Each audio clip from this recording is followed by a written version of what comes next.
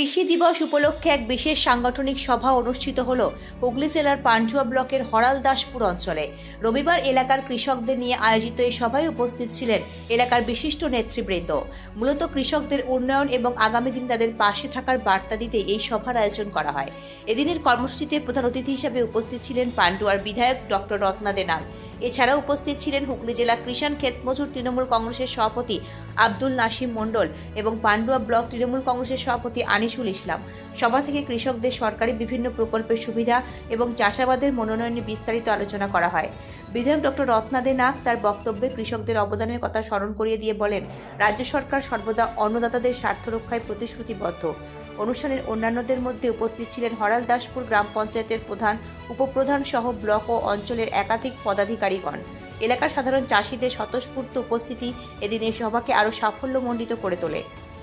অমিত কুমার মণ্ডলের রিপোর্ট, আমার বাংলা নিউজ।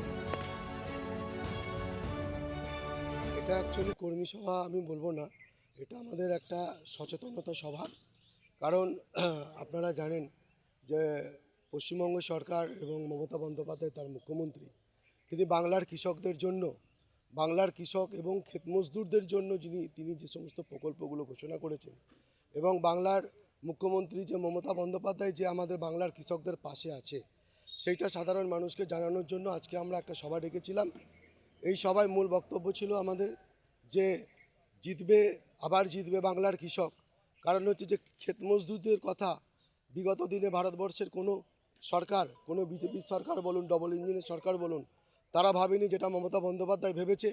এবং মমতা বন্দ্যোপাধ্যায় 4,000 টাকা করে কৃষকদের জন্য, ক্ষেতমজদুর যারা ভূমিহীন কৃষক তাদের জন্য বরাদ্দ করেছেন অনুদান হিসাবে।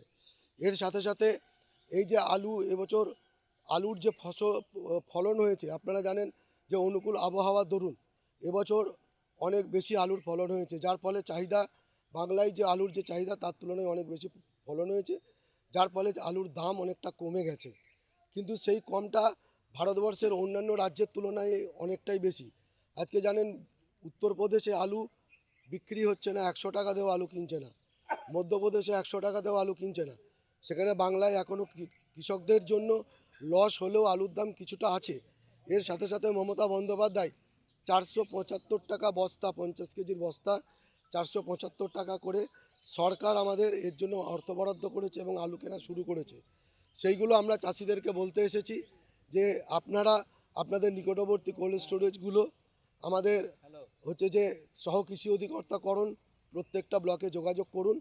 আগামী আলু কেনা শুরু হয়েছে এবং আগামী বা কাল পরশু থেকে আবার পঞ্চায়েতগুলোকে ট্যাগিং করা হয়েছে, সেখান থেকেও আপনাদের টোকেন দেওয়া হবে এবং 475 টাকা করে প্রতিটা কৃষক 70 বস্তা করে আলু তারা নিকটবর্তী হিমঘরে তারা রাখতে পারবেন, তারা বিক্রি করতে পারবেন।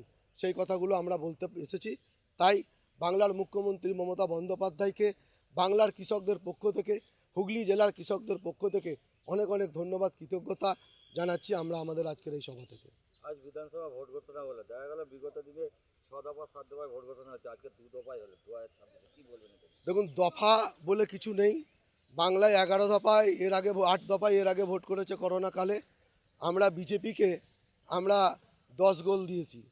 আবার এই 2 দফায় যে ভোট হয়েছে, এটা 1 দফা ভোট হলেও আমরা 10 গোল দেবো। কিন্তু প্রশ্ন হচ্ছে এখানে যে 2 দফাই হোক আর 8 দফাই হোক, যাদের নাম ডিলিটেড হয়ে গেল অন্যায়ভাবে, তারা কি ভোটাধিকার পাবে? আমার নির্বাচন কমিশনের কাছে প্রশ্ন। যারা পলিটিক্যাল ডিসক্রিপেন্সির মধ্যে এখনও যারা হচ্ছে যে বিবেচনাধীন হয়ে আছে, তাদের ভবিষ্যৎ কি? এটা আমাদের একটা বড় প্রশ্ন। বাংলার কৃষক, বাংলার মানুষ এই প্রশ্ন করছে নির্বাচন কমিশনকে, এবং এই নির্বাচন কমিশন বিজেপির দাবিদারি করছে। আবারও বলছি, সেই নির্বাচন কমিশনের কাছে এবং বিজেপির কাছে বাংলার মানুষের প্রশ্ন যে তারা কি ভোটাধিকার পাবে এবং কবে তারা ভোটাধিকার পাবে, সেই প্রশ্ন আমরা করছি। তারা ভোটাধিকার পাক, আমরা এটা চাই। এবং এই নির্বাচন 1 দফাই হোক, 2 দফাই হোক আর 8 দফাই হোক, তৃণমূল কংগ্রেস জিতবে, মাটির মানুষ জিতবে, বাংলার কৃষক জিতবে। আমার নাম আব্দুল নাসিম মণ্ডল, আমি সভাপতি, হুগলি শ্রীরামপুর সাংগঠনিক জেলা কিষাণ ও ক্ষেত মজদুর তৃণমূল কংগ্রেস।